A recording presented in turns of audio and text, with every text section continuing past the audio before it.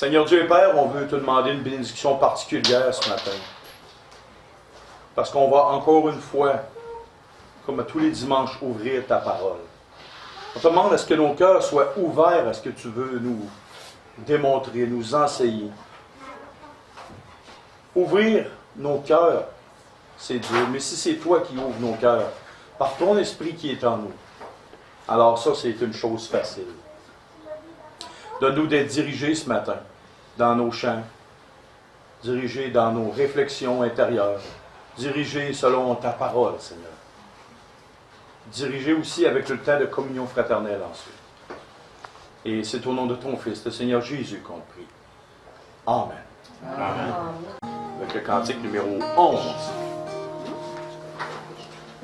Seigneur, attire mon cœur à toi, je te désire tout près de moi. Ma délivrance dans le danger, c'est ta présence, divin berger.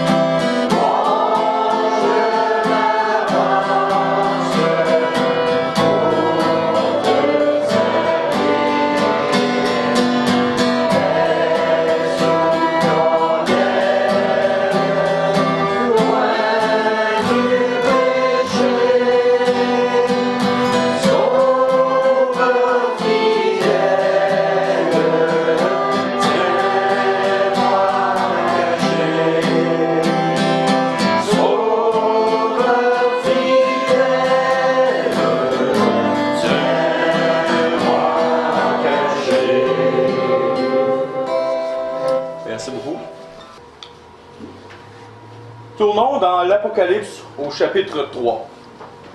Et inquiétez-vous pas, je ne partirai pas ce matin sur une grande étude sur l'Apocalypse. J'ai déjà prêché pendant 2 ans de temps l'Apocalypse.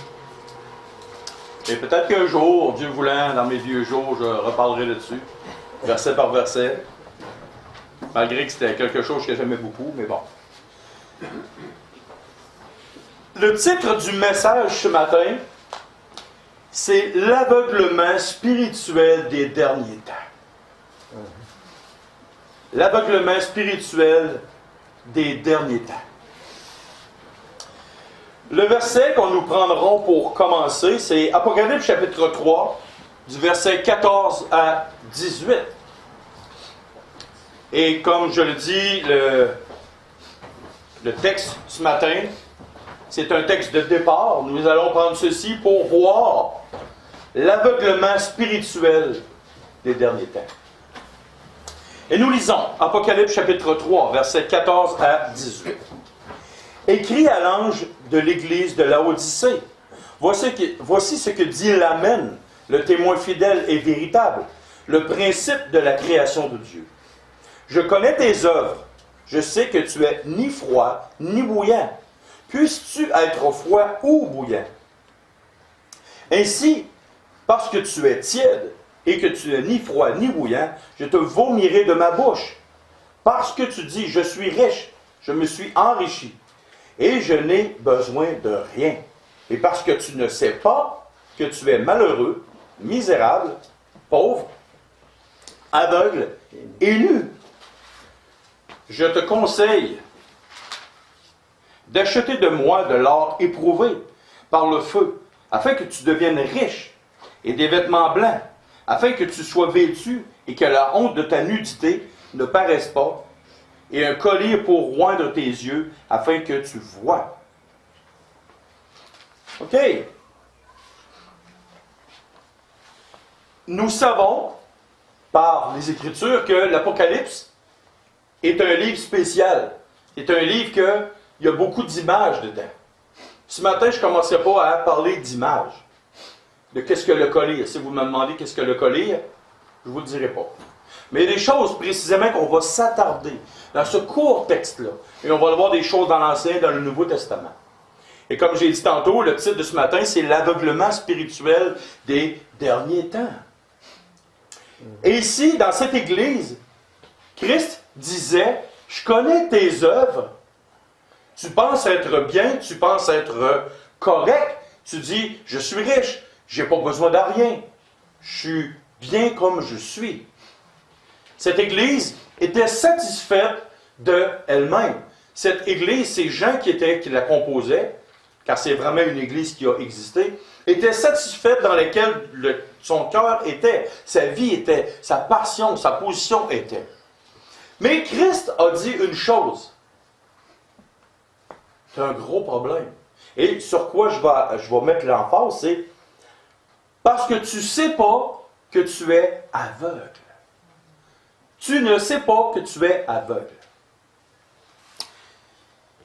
Et si on ferait un test, ici on a beaucoup de nationalités, on a des gens qui viennent de l'autre bout du Canada, on a des gens qui viennent peut-être d'Haïti, d'autres d'Afrique, d'autres de Lévis, comme moi. Si on ferait un tour, on poserait la question, est-ce que dans votre assemblée, que vous connaissez, ou est-ce que dans les assemblées dans lesquelles autour de vous, vous connaissez, est-ce que vous connaissez des chrétiens qui sont aveugles? Ou si on posait la question, est-ce que nous, comme chrétiens, on est aveugles? Et la plus grande des questions à savoir, c'est pas si le voisin est aveugle. C'est à savoir, est-ce que nous, comme chrétiens, nous sommes aveugles spirituellement? Est-ce que nous nous sommes fait emporter dans un courant de pensée d'aveuglement sans le savoir? Quelqu'un qui voyait avant et qui devient aveugle progressivement, il s'aperçoit. Avec le temps, les personnes âgées disent « Ah oui, à un moment donné, je me suis aperçu, hein, je voyais tout embrouillé. Ça est venu tranquillement, pas vite. J'ai eu besoin de lunettes, des foyers progressifs, puis à un moment donné, perdu un œil, je suis rendu aveugle. » C'est venu progressif. Mais l'aveuglement spirituel, c'est la même chose. C'est quelque chose qui est progressif, sournois, tranquillement, pas vite. Tranquillement, pas vite. Qui s'est aperçu qu'il a perdu 1% de vue? Juste 1%. Vous êtes bon. Mais 2%, 3%, Tu t'en rends compte quand que le mal est déjà fait. Maintenant, nous allons tourner, comme premier point, ce que nous allons voir ce matin, c'est la situation présentement, dans laquelle on vit. Parce que si on ne se rend pas compte, dans la situation dans laquelle on vit, dans le monde qui est autour de nous, on ne voit pas clair. Qu'est-ce qui fait qu'on voit dans le bois? Il fait noir, on est la nuit. Qu'est-ce qui nous fait voir? Une certaine lumière, ça peut être la lumière des étoiles, la lumière de la lune, mais qui s'est déjà perdu en plein milieu du bois avec des nuages? On ne voit rien. Rien du tout. C'est comme si tu étais dans un garde-robe. Tu ne vois rien partout. Donc, ça prend une lumière pour t'éclairer, pour que tu vois clair. Et là, quand la lumière du jour arrive, oh, là, tu commences à voir.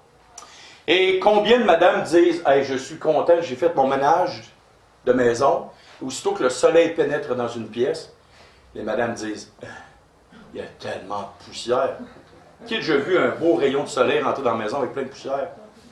Et c'est ça. Quand il n'y a pas de lumière, nous ne voyons pas les choses normalement. Et quand la lumière, la pleine splendeur de la lumière arrive, là, on voit toutes choses. Et pour déterminer si nous sommes aveugles ou si nous sommes dans un courant pour l'aveuglement, ça nous prend absolument la lumière de la parole de Dieu.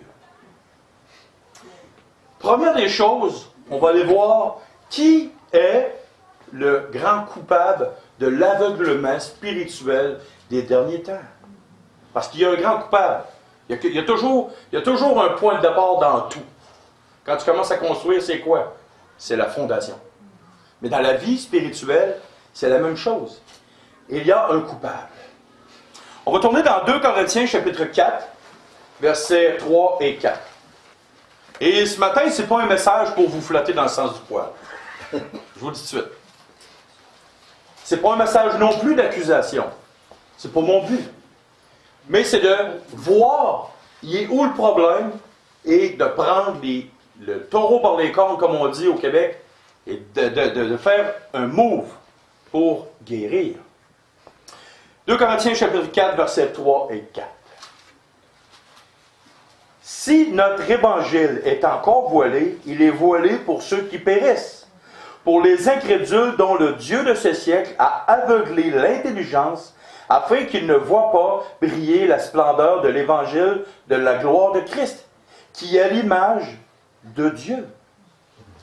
L'aveuglement spirituel, afin que les hommes du monde qui ne comprennent pas l'évangile, c'est à cause de quoi? À cause de qui qu'ils sont aveuglés? À cause du diable. Littéralement, le diable vient par toutes sortes de manières, possibles et impossibles, pour empêcher les hommes de voir l'Évangile. Par toutes sortes de moyens. Mais il est aussi vrai que le diable, s'il ne peut pas enlever notre sécurité éternelle du croyant, notre salut, il est vrai, aussi vrai que le diable peut venir et essayer de faire le même travail dans nos vies.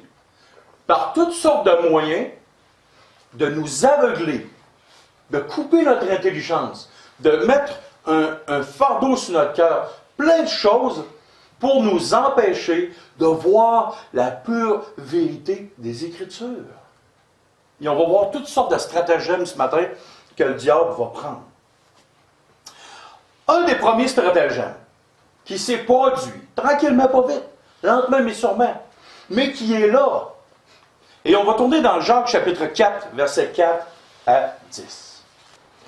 Et Jacques est le style d'écrivain qui, si aujourd'hui serait pasteur dans une église, peut-être qu'il se ferait mettre dehors de l'église. Et pourquoi? C'est un frère qui a écrit d'un style très direct, très sévère, très dur. Mais, est-ce qu'il avait tort? Il avait raison.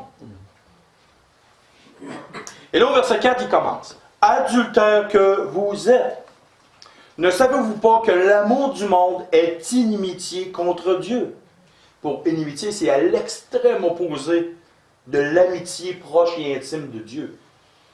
« Celui donc qui veut être ami du monde se rend ennemi de Dieu. Croyez-vous que l'Écriture parle en vain? C'est avec jalousie que Dieu chérit l'Esprit qu'il a fait habiter en nous. Il accorde au contraire une grâce plus excellente. C'est pourquoi l'Écriture dit, Dieu résiste aux orgueilleux, mais il fait grâce aux humbles. Soumettez-vous donc à Dieu, résistez au diable, et il fuira loin de vous. Approchez-vous de Dieu, et il s'approchera de vous. Nettoyez vos mains, pécheurs. Purifiez vos cœurs, hommes irrésolus. Sentez votre misère. Soyez dans le deuil et dans les larmes. Que votre rire se change en deuil et votre joie en tristesse. Humiliez-vous devant le Seigneur et il vous élèvera. Voyez-vous le contraire total et absolu de ce que le monde prône. Dieu dit, wow, arrête-toi 30 secondes. Si tu aimes le monde et les choses qui sont dans le monde, tu es carrément à l'opposé, l'extrême opposé de Dieu. Est-ce que ça veut dire qu'il faut haïr les gens qui sont dans le monde? Non. C'est le système, la pensée du monde qu'il faut mépriser. Pourquoi? C'est pas compliqué. Ça déplaît à Dieu. Et en plus, ça te nuit à toi-même. Si tu as la pensée du monde dans ton cœur, tu deviens un adultère. Parce que tout ce qui est dans le monde, c'est contraire à Dieu. Et surtout pour les plus jeunes. Surtout pour les plus jeunes. Le monde est très tentant. Moi-même, je comprends les jeunes. Je me suis converti, j'avais l'âge de 16 ans. J'arrivais tout le monde. Je faisais plein de foleries. Puis un jour, l'évangile de la grâce m'a été présenté. J'ai accepté Christ comme mon sauveur personnel. Et à partir de ce moment-là, j'ai commencé à marcher à contre-courant du monde. Et aujourd'hui, je peux vous dire une chose. C'est dur, mais combien bénéfique. Combien bénéfique parce que je m'en vais vers l'éternité avec des choses extraordinaires pour moi. Et je vous encourage à regarder ça. Fait une des premières choses qu'on voit, qui nous rend aveugles spirituellement, c'est qu'on aime les choses qui sont dans le monde. Et il y a une phrase que j'ai peut-être inventée, ou peut-être qu'un frère l'a dit avant moi ailleurs. L'Église, malheureusement, l'Église est rendue dans le monde et le monde est rendu dans l'Église. Retenez cette pensée-là. L'Église est rendue dans le monde est rendu dans l'Église. Et tantôt le texte qu'on a vu, quand Christ dit « T'es ni chaud ni froid, mais t'es tiède », qu'est-ce que de l'eau tiède? C'est de l'eau mélangée. Quand tu mets ta main dans l'eau tiède, parfaitement tiède, qu'est-ce qui va déterminer si elle est plus chaude que froide? Pas toi. Parce que quand tu mets ta main dans l'eau tiède, qu'est-ce qui arrive? Tu sens rien, puis tu t'habitues à sa présence. Tu t'habitues à sa présence. Puis c'est tiède, ça reste comme ça. Et ce qu'on appelle, c'est un temps de mélange. Tout est mélangé. Tout est mélangé. Si tu t'en vas dans le monde entier, que tu fréquentes plusieurs églises, tu vas t'apercevoir qu'il y a une sauce chrétienne, une sauce humaine, il y a une sauce... Autrement dit, quand tu t'en vas dans les restaurants, tu as plusieurs choix, tu as plusieurs plats. Ben aujourd'hui, dans les assemblées chrétiennes, il y a comme plusieurs choix, plusieurs goûts. Tout est mélangé. Les convictions, les doctrines, les ci, les ça, la façon de faire les choses, tout est mélangé. Je ne dis pas que c'est mal d'avoir des différences. On s'entend que nous, en Amérique du Nord, on est froid, on est terne, on est mort à comparer pour l'adoration en Haïti puis en Afrique. Nous, les Québécois, on devrait aller faire un séjour en Afrique ou en Haïti pour voir comment ils adorent Dieu. On arriverait peut-être moins constipés ici. Et il y a des différences. On s'entend, ça c'est clair, à cause de la culture, à cause des peuples.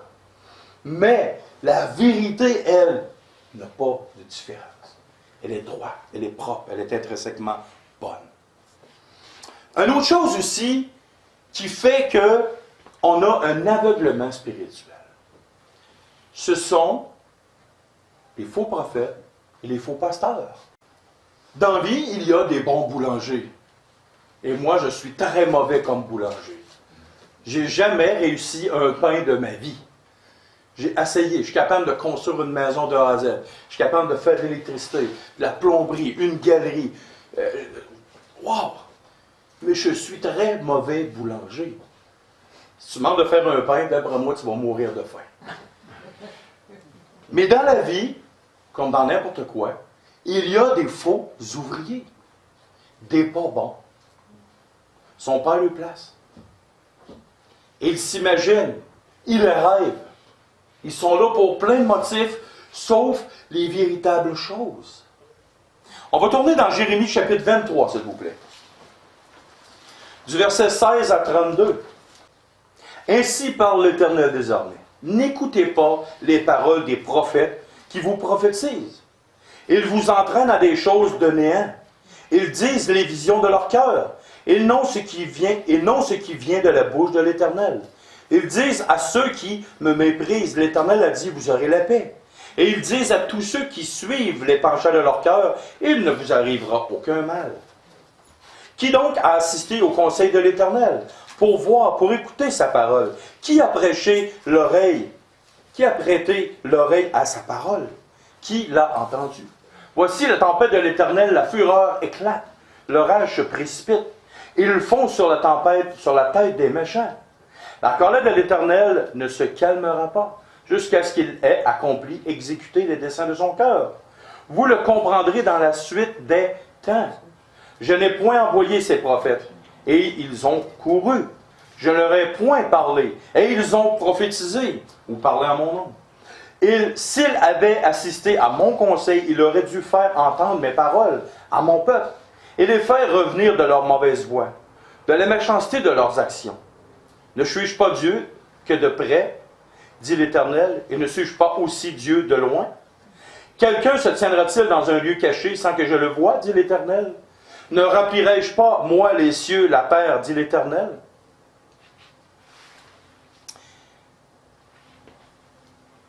J'ai entendu ce que disent les prophètes, qui prophétisent en mon nom le mensonge, disant, j'ai eu un songe, j'ai eu un songe. Jusqu'à quand ces prophètes veulent-ils prophétiser le mensonge, prophétiser la tromperie de leur cœur? Et ils pensent faire oublier mon nom à mon peuple, par les songes que chacun d'eux raconte à son prochain. Comme leurs pères ont oublié mon nom pour Baal, que le prophète qui a eu un songe raconte ce songe, et que celui qui a entendu ma parole rapporte fidèlement ma parole. Pourquoi mêler la paille au froment, dit l'Éternel? Ma parole n'est-elle pas comme un feu, dit l'Éternel, et comme un marteau qui brise le roc? C'est pourquoi voici, dit l'Éternel, j'en veux aux prophètes qui se dérobent mes paroles l'un à l'autre. Voici, dit l'Éternel, j'en veux aux prophètes qui prennent leur propre parole et la donnent pour ma parole. Voici, dit l'Éternel, j'en veux à ceux qui prophétisent des songes faux, qui les racontent et qui égarent mon peuple par leurs mensonges et par leur témérité. Je ne les point envoyés, je ne leur ai point donné d'ordre. Et ils sont d'aucune utilité à ce peuple, dit l'Éternel. Et on va tourner dans 2 Pierre, chapitre 2, versets 1 à 3. Il y a eu parmi le peuple de faux prophètes, et il y aura de même parmi vous de faux docteurs, qui introduiront sournoisement des sectes pernicieuses, et qui, reniant le maître qui les a rachetés, attireront sur eux une ruine soudaine.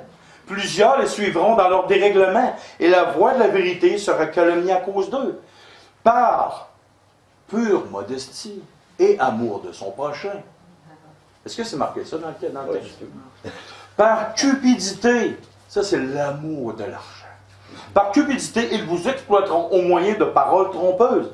Et eux que menacent depuis longtemps la condamnation et dont la ruine ne sommeille point.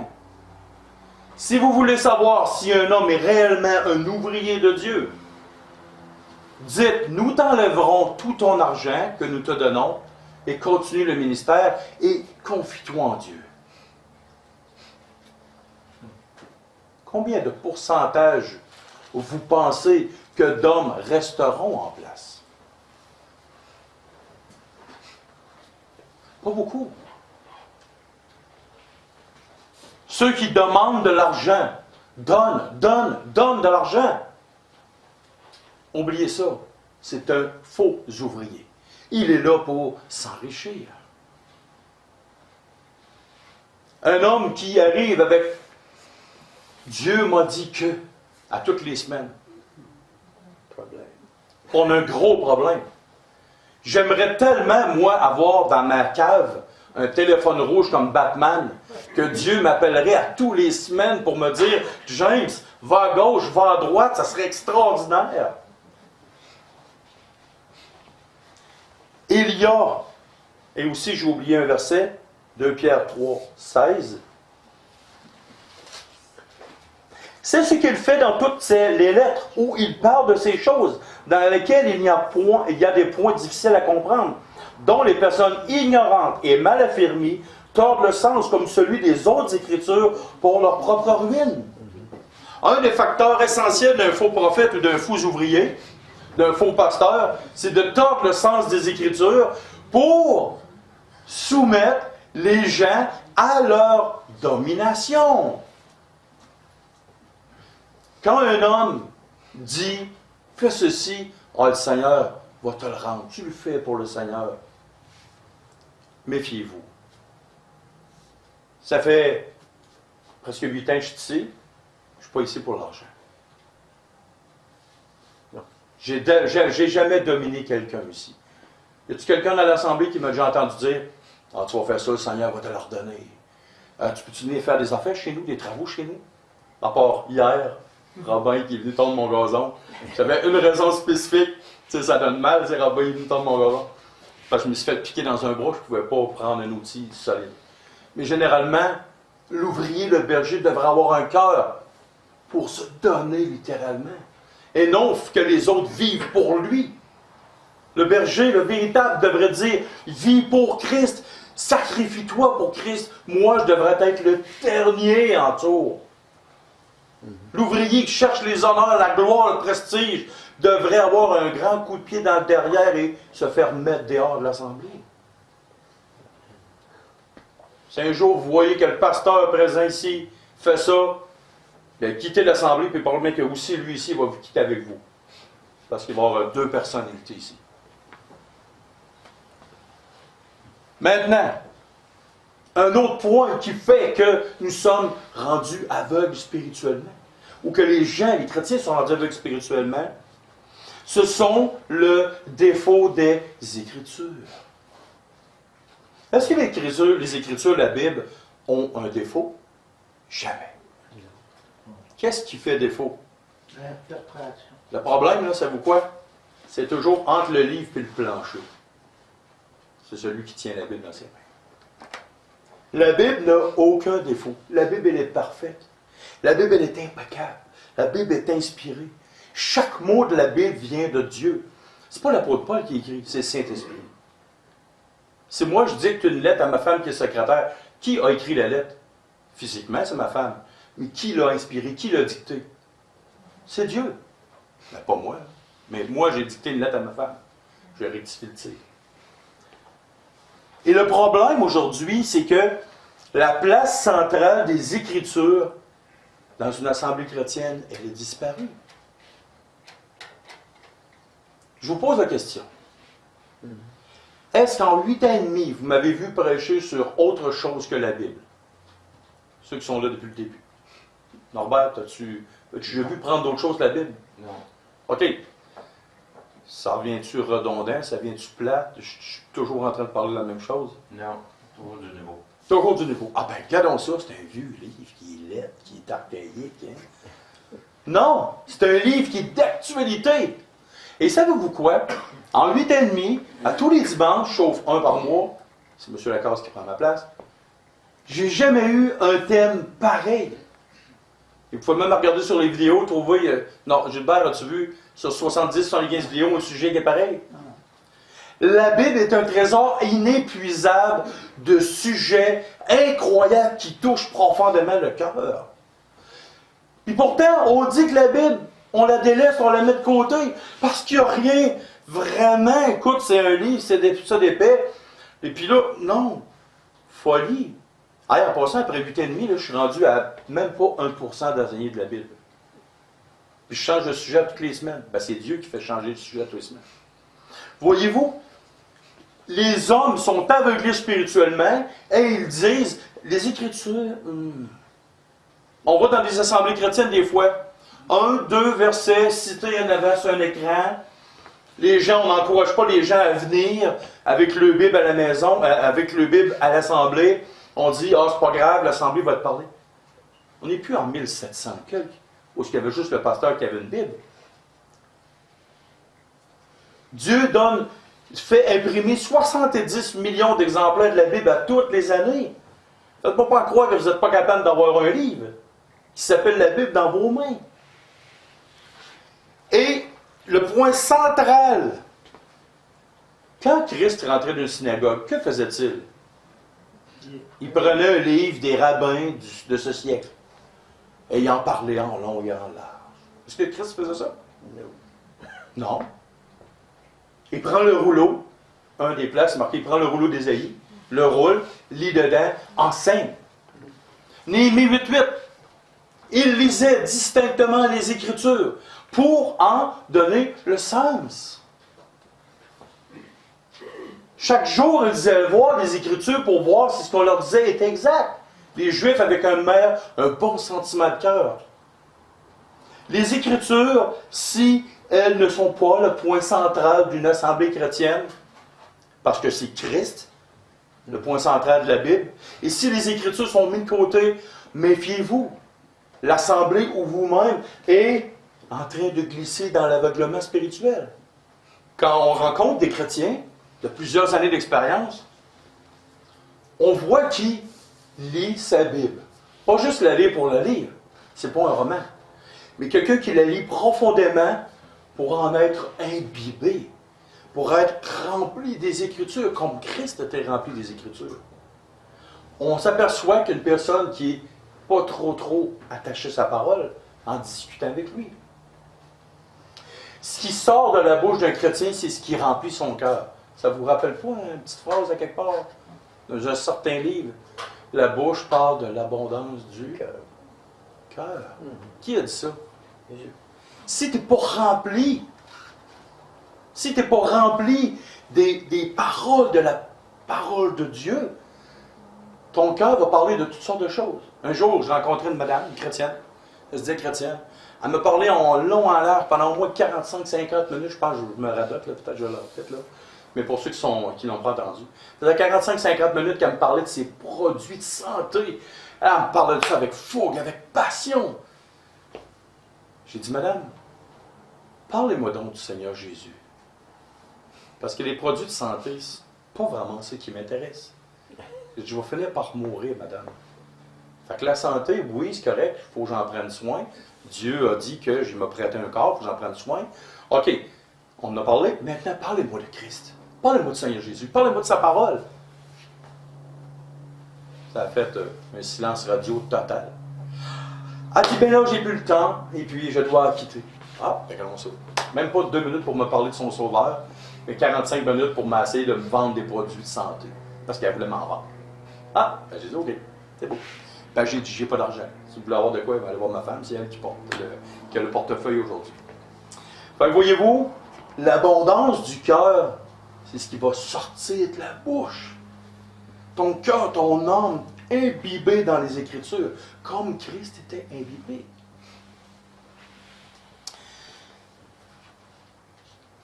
Une autre chose qui fait que nous sommes aveuglés, et là, je ne voudrais pas froisser personne, c'est le magasinage d'assemblée. Nous allons dans une assemblée chrétienne, pourquoi? On va dans une assemblée chrétienne, pourquoi?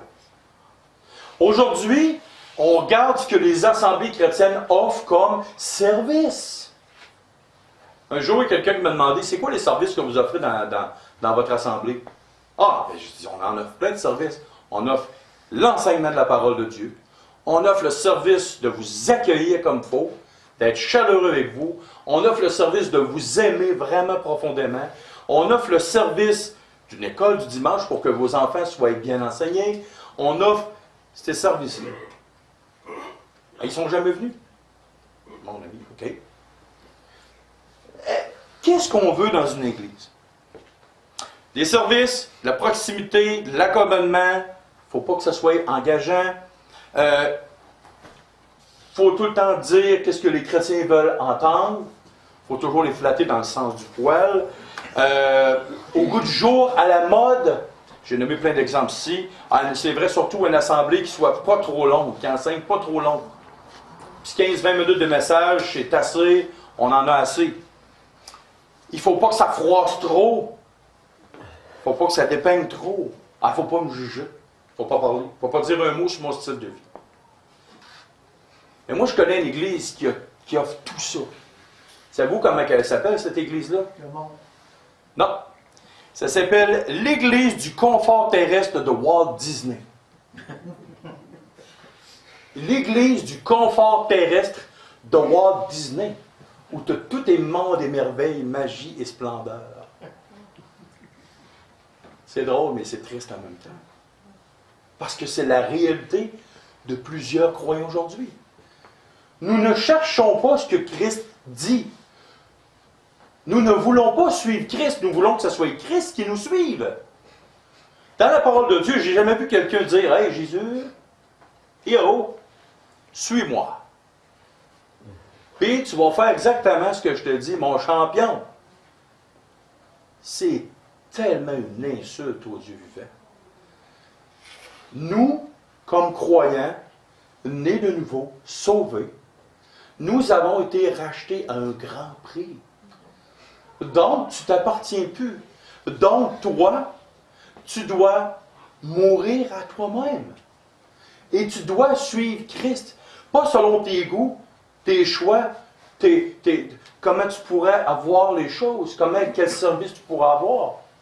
Un jour, il y a un homme qui a dit aux États-Unis, un président, demandez-vous pas ce que l'Amérique ou les États-Unis peuvent faire pour vous, mais demandez-vous plutôt ce que vous pouvez faire pour l'Amérique. Souvent, j'ai demandé à des gens qui cherchaient des services dans une église, vous, quel service allez-vous offrir aux frères et aux sœurs? Ah ben là, je sais pas. Quels sont vos dons spirituels? Je sais pas. Qu'est-ce que vous pourriez faire? Comment vous pourriez vous impliquer pour la gloire de Christ? Que vous soyez jeune, moyen ou vieux? Je ne sais pas. Mais par exemple, ils savent ce qu'ils veulent. Est-ce que nous cherchons une église McDonald's? Ou est-ce qu'on a un menu puis on choisit dessus? Ou est-ce qu'on choisit une église pour sa pureté, pour son cœur, où la parole de Dieu est enseignée, où les bonnes choses profondes des Écritures sont présentes? Et malheureusement, ce n'est pas populaire des assemblées qui prêchent la profondeur des Écritures. C'est pas populaire. Un autre point qui littéralement aveugle les chrétiens, c'est quand les chrétiens prennent leur assemblée comme une entreprise, et surtout le leadership. Et là, je m'adresse aux leaders. Peut-être que vous n'êtes pas pasteur. Peut-être que vous avez dans le passé été impliqué dans une assemblée chrétienne.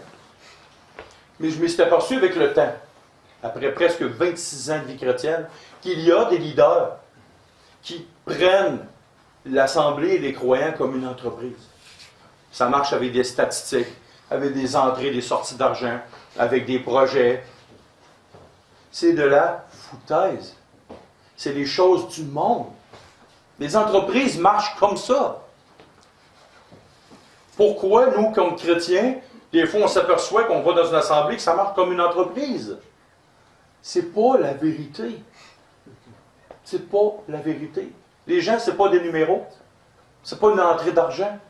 Les gens, ce sont des enfants de Dieu au même titre que le pasteur.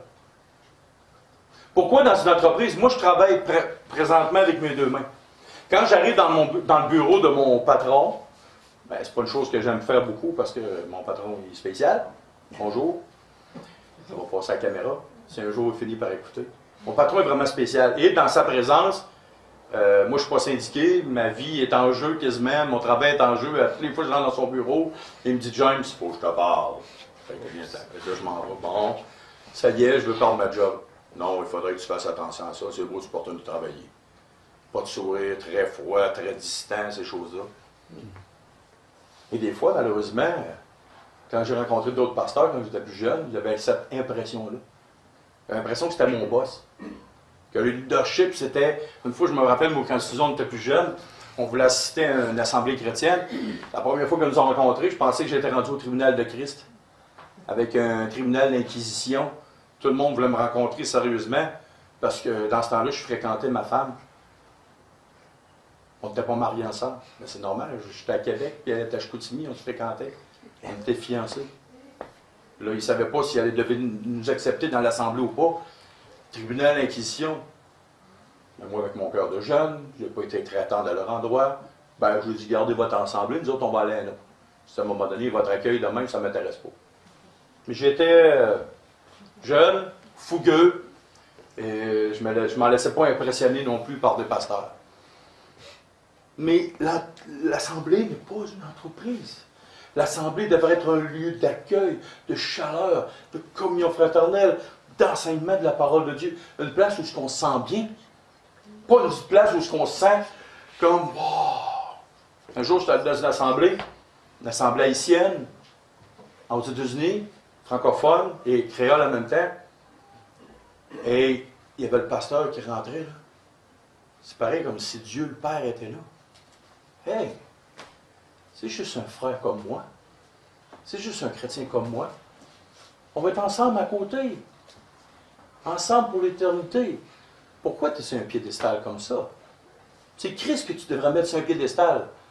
Tu devrais pas avoir 4 trônes en arrière pour les anciens, un grand trône en avant, puis que tout le monde tremble devant ta personne. Non.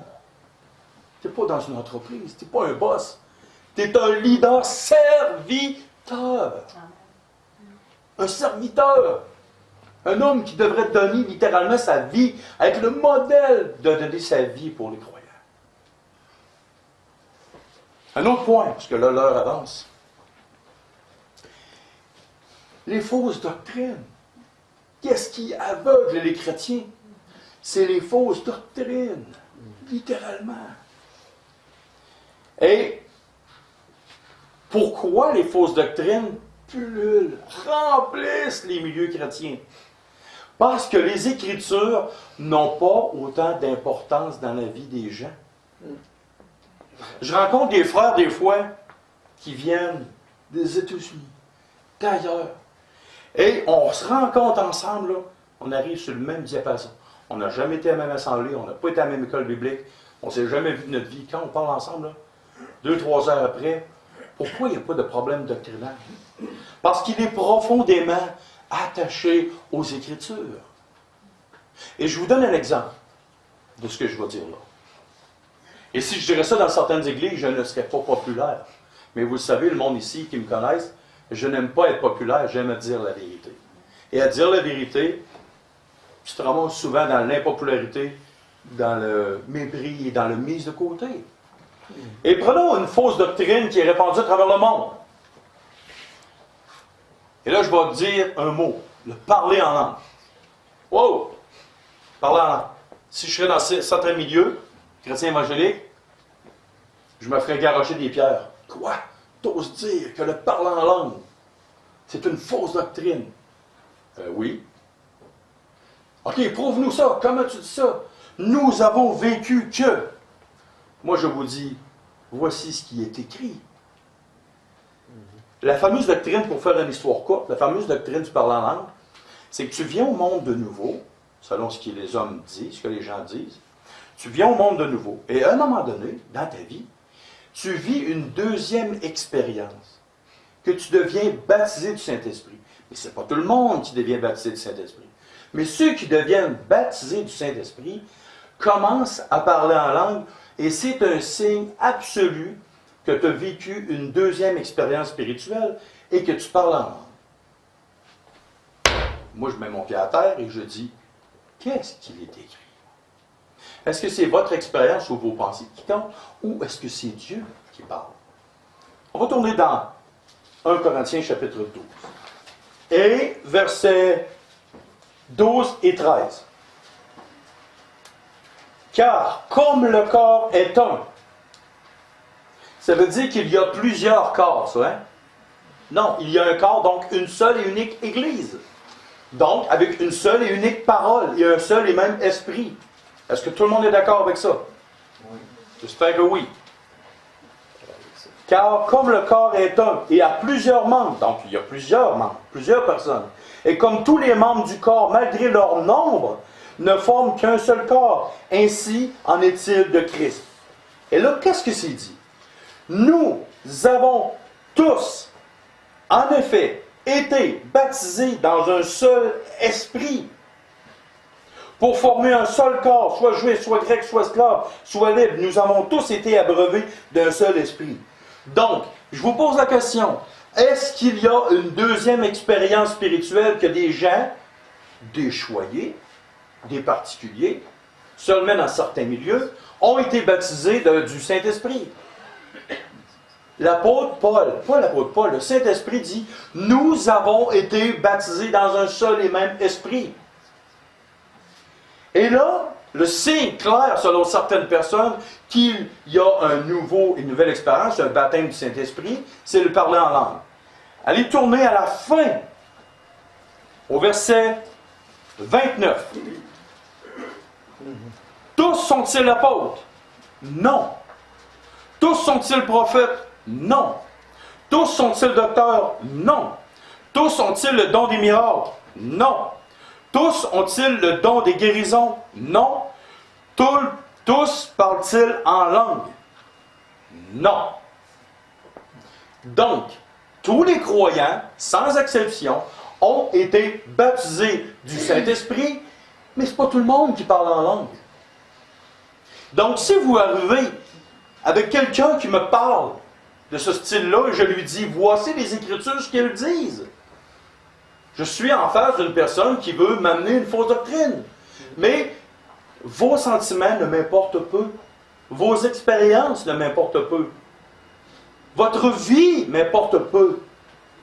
Mais ce que l'Écriture dit, ça par exemple, c'est sur quoi je m'appuie.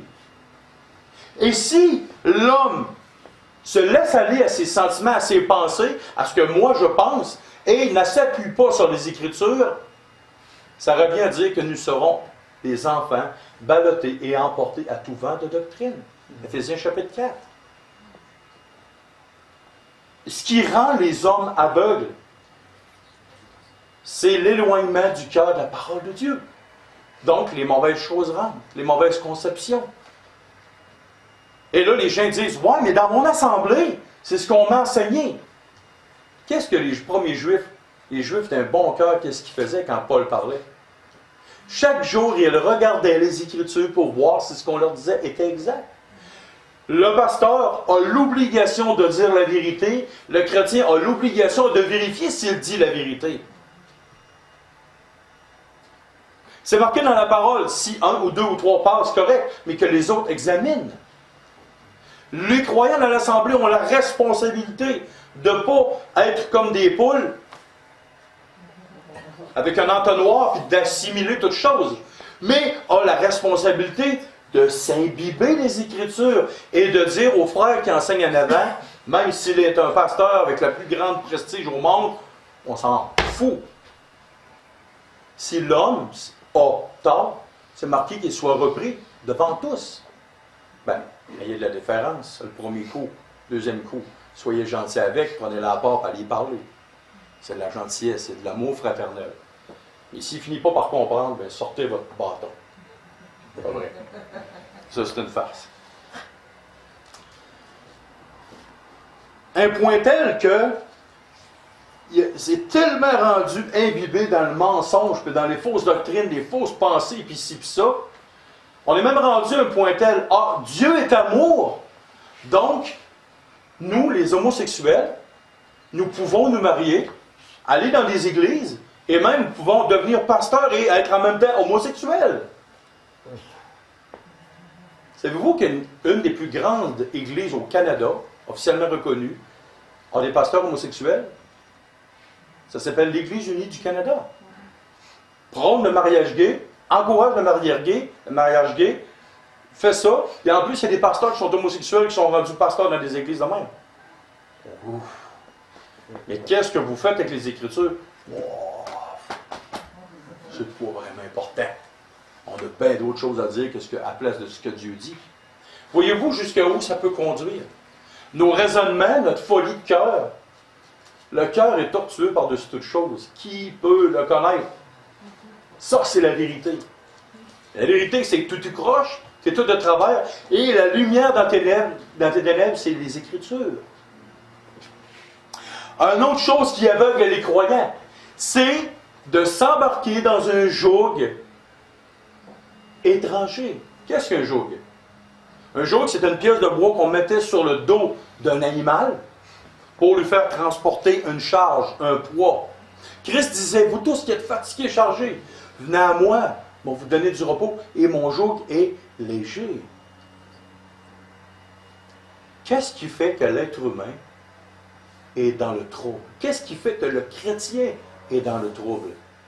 C'est qu'il se charge souvent lui-même d'un joug étranger. Qu'est-ce que tu fais à te marier avec un inconverti? Qu'est-ce que tu fais à partir en entreprise avec un inconverti? Qu'est-ce que tu fais dans des endroits tout le temps, loin des frères et des sœurs, mais tout le temps avec des inconvertis? Est-ce que c'est mal de fréquenter les convertis? Non. J'en fréquente à longueur de semaine, 44 heures par semaine et plus. Je travaille avec des inconvertis, mais qu'est-ce que j'ai à m'aligner, à faire des affaires, à m'incorporer dans la vie d'un inconverti, à part que pour gagner cet homme ou cette femme à Christ? Je m'en vais dans des endroits que je n'ai pas d'affaires. Je m'implique dans des choses que je n'ai pas d'affaires. Et nécessairement, si tu as une pomme pourrie dans un beau panier de pommes, d'après moi, les pommes qui sont saines et bonnes vont rendre la pomme pourrite parfaite. Vont redonner sa fraîcheur dans la terre. Pensez-vous? Non. Tu as une pomme pourrite parmi 1 million de pommes saines, devinez qu'est-ce qui va arriver? Il y a une expression qu'un jour, quand j'étais un petit jeune croche, tout croche, il y a un vieux directeur d'école. Dans ce temps-là, je l'ai traité de fou, puis aujourd'hui, je dis, ah, il a ton père raison. Dis-moi avec qui tu te tiens, je te dirai qui tu deviendras. Dis-moi avec qui tu te tiens, et je te dirai qui tu deviendras. Pensez-vous sérieusement que si je me marie avec un inconverti, et jour, ma femme meurt, tout d'un coup, je ne souhaite pas, je ne veux pas, mais ça arrive. Et là, je découvre une extraordinaire belle femme, de cœur, gentille, douce, aimable, avenante. Mon grand-père s'est fait pogner. Ça y est arrivé dans sa vie. Ce que je vous dis là, c'est arrivé dans la vie de mon grand-père. Il s'est fait pogner par une madame. Vous ne voulez pas savoir la fin. Il s'est fait prendre à son propre jeu. Il s'est laissé embarquer. Il s'est laissé endormir. Et paf! Ça a été terrible. La madame, plus tard, était plus belle, était plus fine, était plus gentille. Tu sais, la sorcière dans Blanche-Neige, là? On n'était pas loin. On n'était pas loin. Elle était vraiment plus ce qu'elle était quand il y a 30, 40 ans. Se mettre sous un joug étranger avec les inconvertis. Pour y aller, c'est ça. 1 Corinthiens, chapitre 6, versets 14 à 18.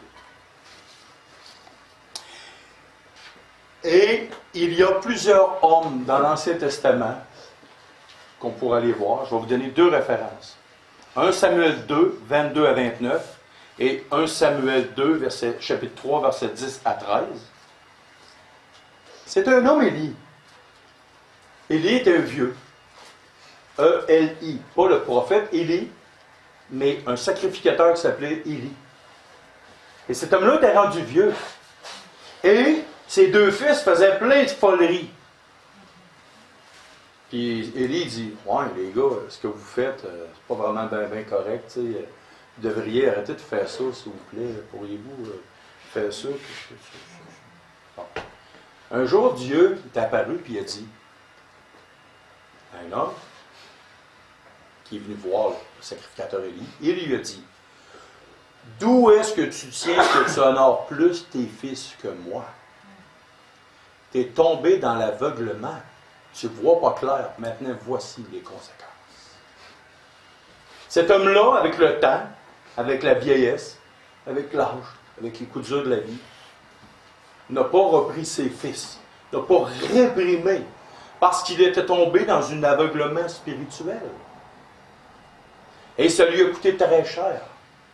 Et c'est un des dangers qu'un vieux frère, quand j'étais plus jeune, je ne comprenais pas, et en vieillissant, je comprends ce qu'il voulait dire. Bon, moi, j'ai la faculté de retenir ce que les gens me disent. Pas toujours. Là. Quand je vais faire des commissions, j'oublie des choses. Ça, ma femme, elle le sait. Mais l'enseignement spirituel, ça, je le retiens beaucoup.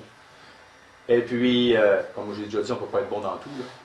Et ce vieux frère-là me dit, il dit, il y a beaucoup de monde qui commence bien, qu'en cours de route, ça trébuche, ça se plante, puis qui finissent très mal leur carrière chrétienne, leur vie. C'est quelque chose de bien commencé dans la vie chrétienne. Mais c'est extrêmement plus difficile de bien finir dans la vie chrétienne. Et ça, c'est un combat de tous les jours. Et comment nous ferons pour passer au travers de ce combat-là? Tout le temps, revenir les yeux fixés sur Christ. Et ça, c'est le secret. Bon, maintenant, le gars en avant, il dit plein de situations fâcheuses. Mais quelle est la solution? Admettons qu'on est rendu aveugle spirituellement. Puis qu'on est rendu loin. Là, puis qu'on aimerait ça revenir. Revenir comme nous étions dans le temps. Parce que oui, il y a peut-être plein de raisons dans votre vie qui a fait que ça a été dur. Mais comment revenir maintenant? On va tourner dans Matthieu chapitre 6, versets 22-23. Et là, ça va aller assez vite. Premier principe pour revenir. L'œil est la lampe du corps. Si ton œil est en bon état, tout ton corps sera éclairé. Mais si ton œil est en mauvais état, tout ton corps sera dans les ténèbres. Si donc la lumière qui est en toi est ténèbres, combien seront grandes ces ténèbres? La première chose à faire, c'est de se rendre compte dans la situation dans laquelle on est. À tous les semaines, je prends environ une centaine de bières. C'est pas vrai. C'est un exemple. Je prends une centaine de bières, mais je ne suis pas alcoolique. Non, je ne suis pas alcoolique, je prends 100 bières. Entre 100 et 120. Puis des fois, quand ça brosse un peu plus, puis je me sens plus en forme, j'en prends 150 bières par semaine. Mais je ne suis pas alcoolique. Jamais vous me convaincrez que je suis alcoolique. Il y a juste moi qui ne se rend pas compte que je suis un alcoolique, mais tout le reste de la salle se rend compte que je suis un alcoolique. Voyez-vous, si nous ne nous rendons pas compte dans l'état où nous sommes, on est cuit.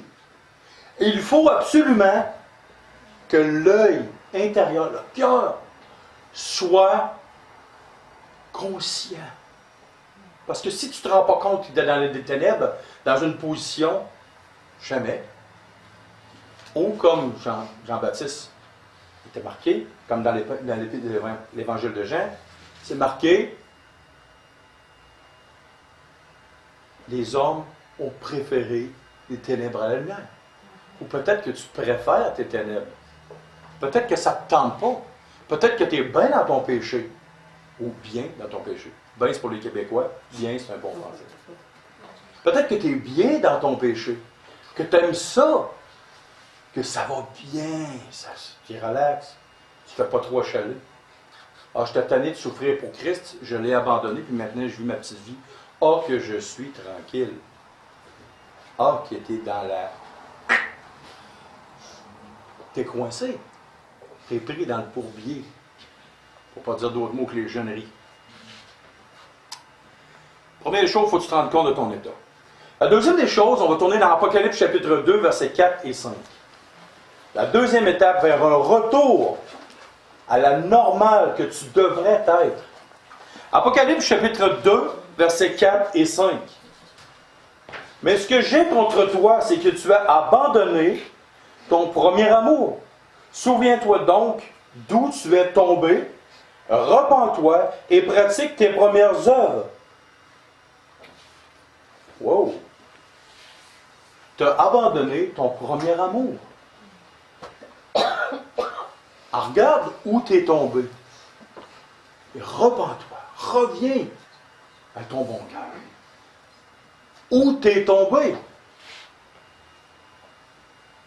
On a tous tombé dans notre vie dans le péché. Le pasteur compris. Nous allons aussi tous tomber dans le péché. Et le pasteur aussi. Le pasteur et les croyants, c'est la même chose. Il y en a un qui sont ministère public, puis d'autres privés. On est tous soumis aux mêmes choses, aux mêmes situations. Et le remède est identique pour les deux groupes. Il n'y a pas de différence, il n'y a pas un clergé. Mais se rappeler où ce que nous sommes tombés, de se repentir, de dire, ouais, c'est vrai Seigneur, tu as raison. Je fais faux ça. Je ne vis pas comme ta volonté.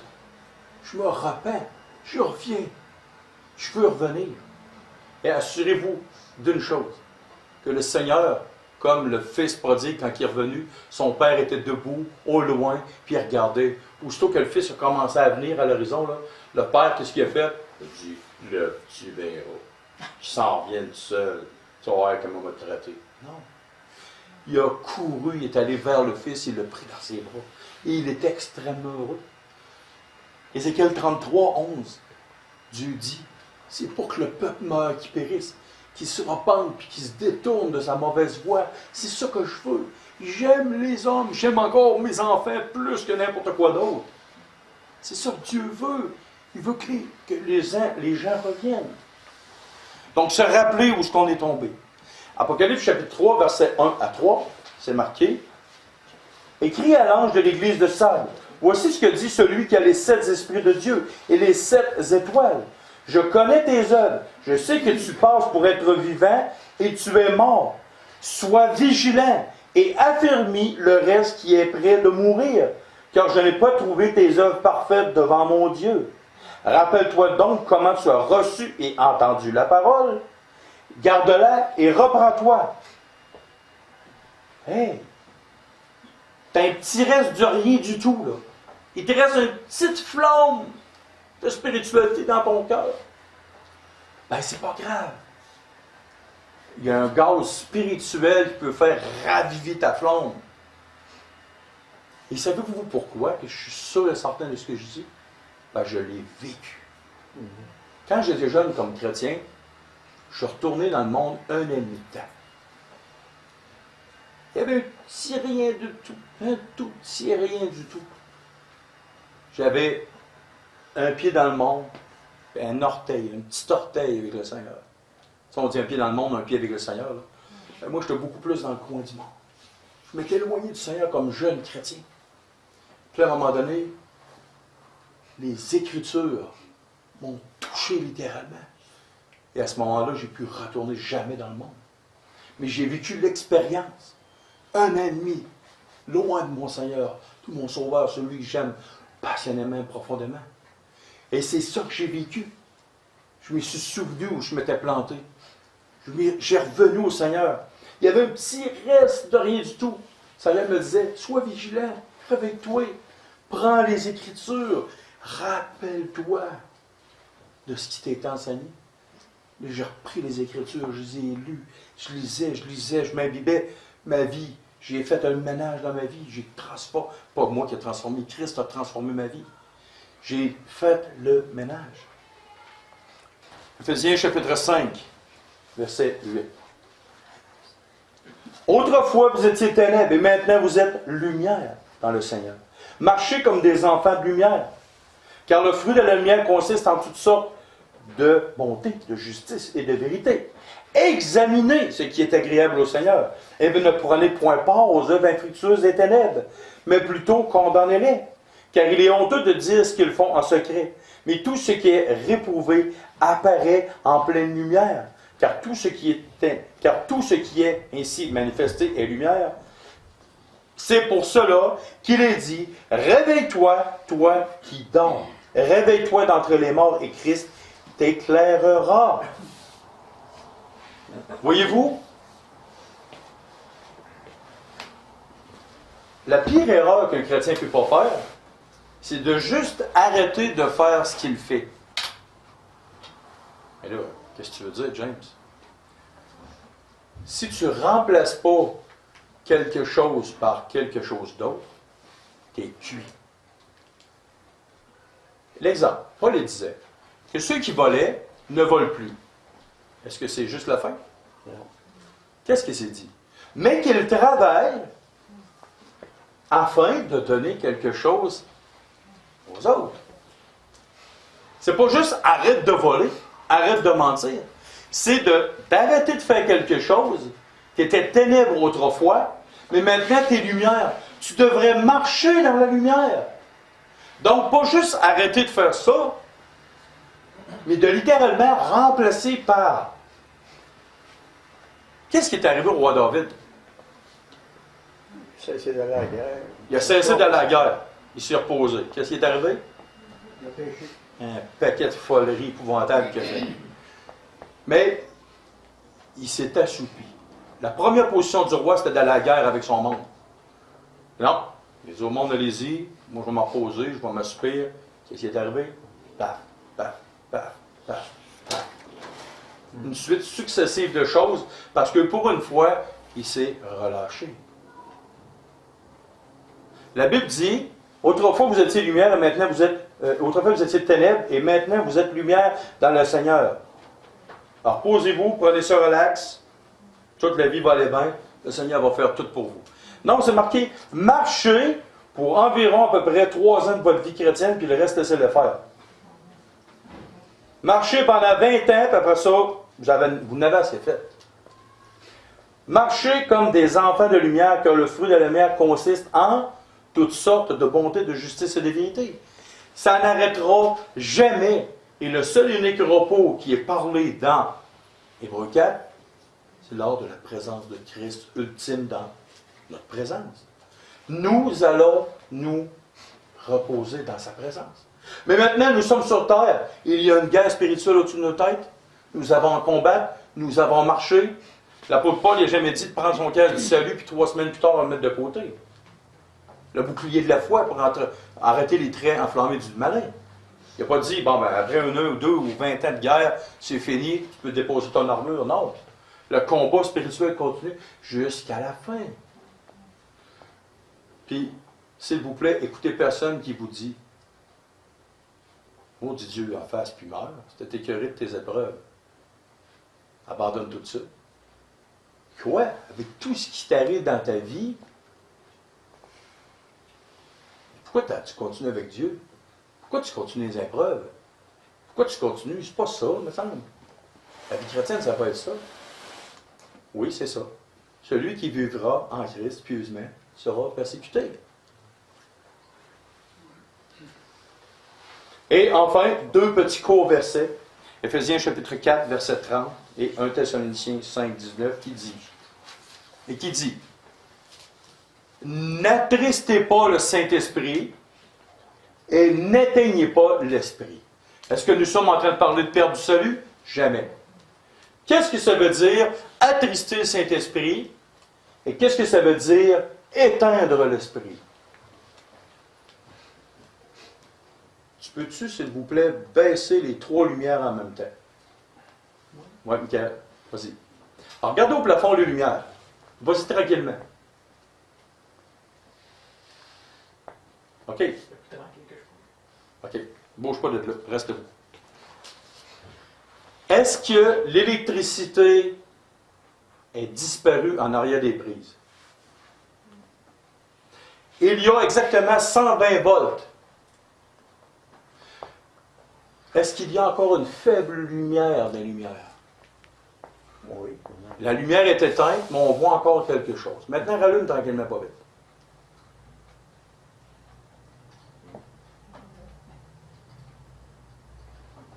Voici ce que veut dire attrister et éteindre l'esprit. Le Saint-Esprit est toujours là dans vos vies. Et il ne s'en ira jamais. Ne prenez pas le psaume qui dit, David qui disait, « Ô Seigneur, ne m'enlève pas ton esprit. » Le Saint-Esprit ne quitte plus le croyant comme dans l'époque de l'Ancien Testament. Va-t'en, toi. Il ne quitte pas le croyant. Aujourd'hui, en permanence, l'Esprit de Dieu est là. Mais qu'est-ce qui arrive quand le croyant pêche, vit dans son entêtement, sans tête, et il vit selon sa vie comme il pense, et loin de tout ce qu'on vient de dire?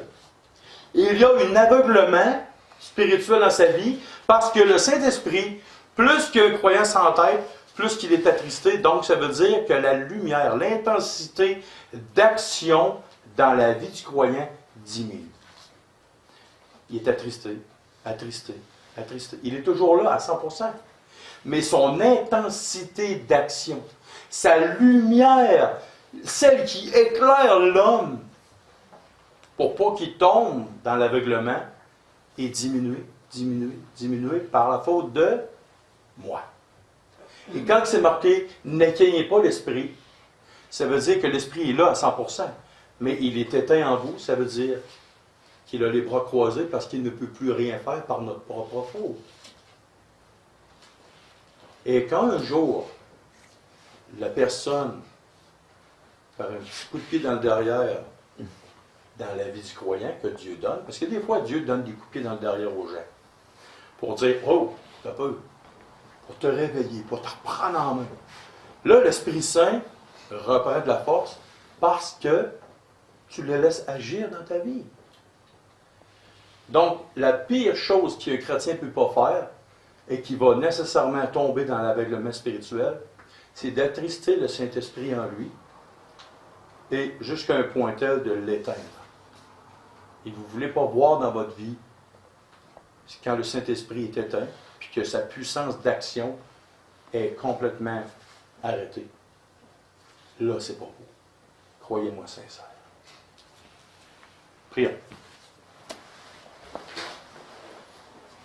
Seigneur Dieu et Père, nous venons de faire un survol de ta parole concernant l'aveuglement spirituel. Il y a tellement de choses qu'on pourrait voir, tellement d'exemples dans ta parole. Père, nous t'en supplions. Nous te demandons, Seigneur Dieu et Père, que ton esprit en nous ne soit pas attristé.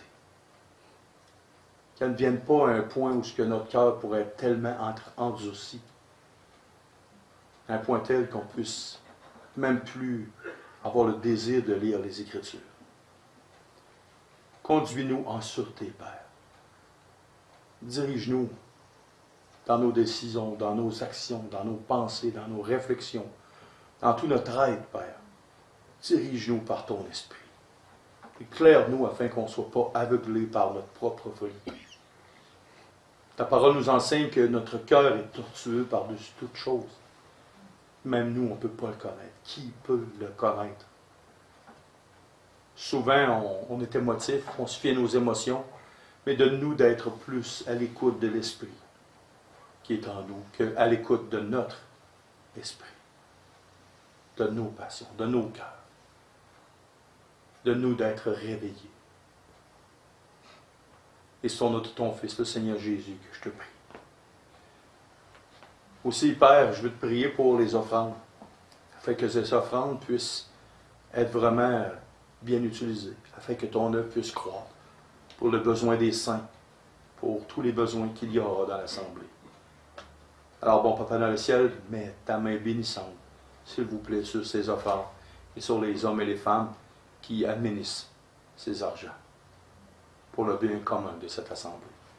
Et sur notre ton Fils, le Seigneur Jésus, que nous aimons, que nous te disons Amen. Amen. Amen.